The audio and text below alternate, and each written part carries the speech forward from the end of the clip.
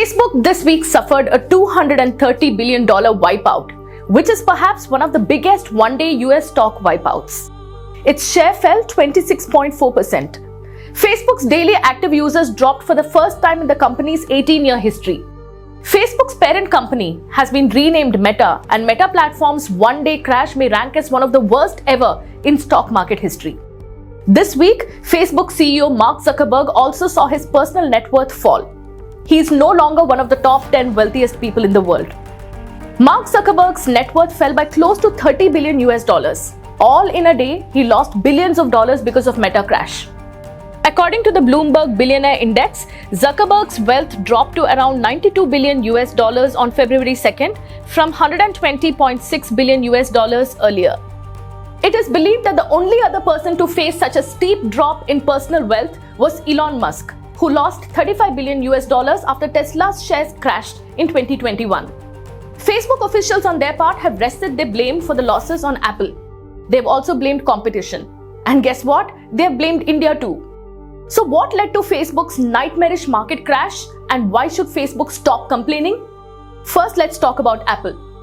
Facebook officials have said that the company has been hit hard by the privacy changes made by Apple. Facebook is complaining about Apple's app tracking transparency feature that was rolled out last year. What this feature basically does is, it gives more control to iPhone users to decide on whether or not they want to be tracked by advertisers online across apps. Apple has said, and rightly so, that it is the user that should get to decide what they get or share on their phone and not the developer. Because Apple is now trying to protect the iPhone users from random advertisers, Facebook is unable to deliver its advertisers to iPhone users. That's again because Apple has now decided to give the right to the iPhone users to decide on whether they want apps to track them or not. This is perhaps one of the best features Apple has introduced that prioritizes user interests over interests of advertisers. Facebook says these changes that Apple has introduced will result in losses to the tune of several billion US dollars for Facebook. So why is Facebook whining? User interest should of course be prioritized over advertiser interests. Now on to the next reason for Meta crash. Facebook has said that the company has been facing tough competition from rivals like TikTok, YouTube, and messaging services like Telegram and Slack. Meta's rival TikTok has been able to successfully attract younger audience. Facebook says that the firm's sales growth has suffered because the younger generation is opting out Facebook and opting in TikTok.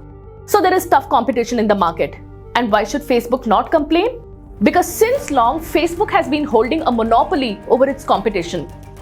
How? Facebook has simply used this logic.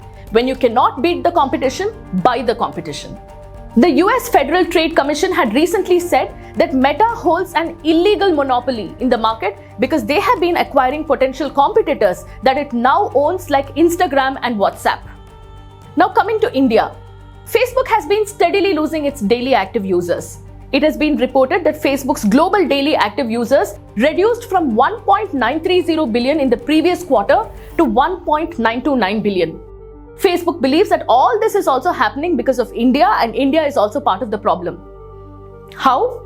Facebook's chief financial officer David Werner has blamed increase in internet data price in India for the dip in its active daily users. While Facebook plays crybaby, it is important to remind the social media platform how its platform was used to spread hate speech during Delhi riots, during elections, and how Facebook had almost normalized hate on its platform.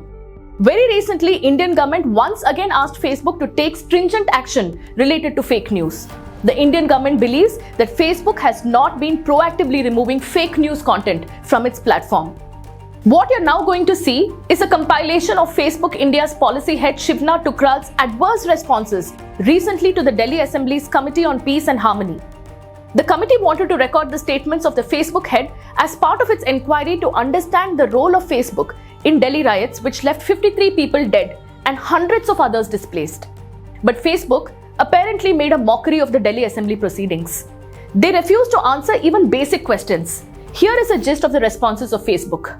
I would exercise my right not to let me exercise my right of not saying anything further. I'm not sure I am allowed to share. I would exercise my right not to answer any question. It's a matter of law and order. I would like to exercise my right as per the Supreme Court judgment not to comment on that instance. I would exercise my right not to comment. The global CEO Mark Zuckerberg, may I kindly ask, does the global CEO has any role vis-a-vis the public policy in India? In a company where more than 60,000 employees exist, does the CEO look at public policy team in India or not? But we are structured in a manner where we have enough checks and balances, and we work in coordination with all the global teams across the world.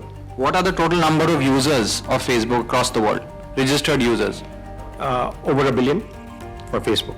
What are the total number of registered users in India? Over 400 million people in India. So what percentage of your entire registered users does India constitute? I mean, the math is obvious. If over 1 billion, we have 400 million, that's in the range of 40%. 40%. Yeah. So I'm pretty sure that the global CEO would certainly very closely look at one market that gives 40% of its registered users. Who all comprise of the global leadership? These matters pertain to some of employee details, which we may or may not be able to reveal. The manner how they are recruited, are these all classified in nature? My understanding is some of it would be. For the first time we are hearing that even recruitment process is a classified document. As I said, respected member, happy to share whatever is in the public domain. Beyond that, I believe sharing of documents, I have to go by what is required of me by the law. So this was Facebook being totally reluctant in sharing important information when their top official came for a hearing before the Delhi Assembly. Not long ago, Andrew Forrest, an Australian billionaire, launched a criminal case against Facebook, alleging the company had failed to prevent scam ads that had used his image to con people. Forrest has claimed that innocent Australians are being scammed because of such scam ads, and Facebook is not doing much to take down these scam ads, and on the other hand, Facebook is in fact profiting from it. Andrew Forrest recently released a statement in which he said, "This action is being taken on behalf of those everyday Australians, mums and dads, grands and granddads, who work all their lives to gather their savings and to ensure those savings aren't swindled away by scammers. I'm acting here for Australians, but this is happening all over the world."